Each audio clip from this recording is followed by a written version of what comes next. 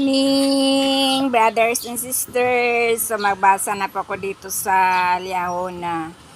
So, ang topic po dito, ang pagpapatotoo kay Jesus by Elder D. Todd Christopher Ferson. Ang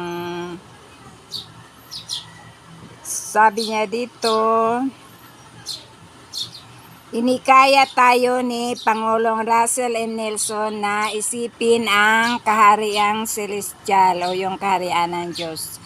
Ginawang walang hanggang mithiin ang kahariang celestial at pagkatapos pag-isipan ng mabuti kung saan tayo dadalhin sa kabilang buhay ng bawat desisyon natin sa mundong ito. Ang mayaong nasa kahariang celestial ay ang mga yaong tumanggap ng patotoo ni Jesus. Ang mga yaong matuwid na tao na ginawang ganap sa pamamagitan ni Jesus. Ang tagapamamagitan ng bagong tipan.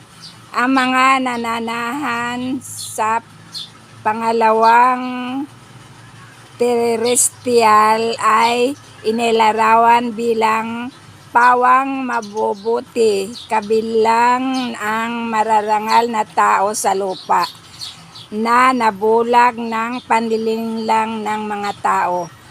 Ang karaniwang nakalilimitang katangian nila ay na sila ang mga yaong hindi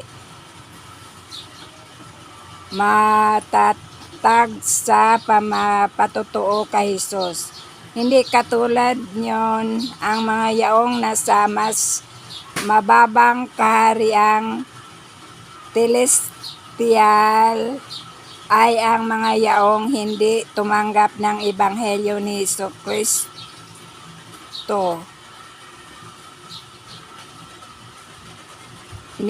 ng patotoo ni Jesus.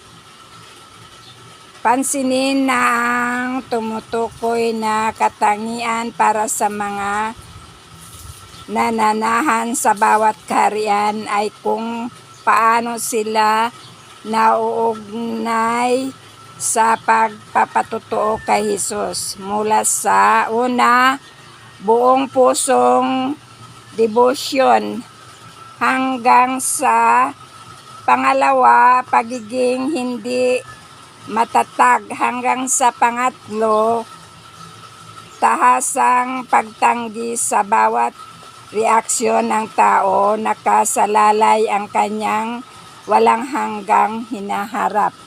So yan po, di ba noon nagbanggit po ako ng tatlong kaharian ng Diyos. So yun po ang binasa ko ngayon. Yung tatlong kaharian ng Diyos.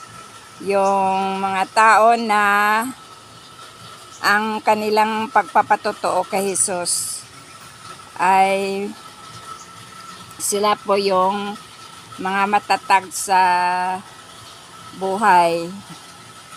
At alam ko rin po, brothers sisters, na masaya po ako ngayon sa aking pagbabasa. Sana may natutunan po kayo sa binasa ko ngayon. So napakahalaga po ngayon ang mga binasa ko.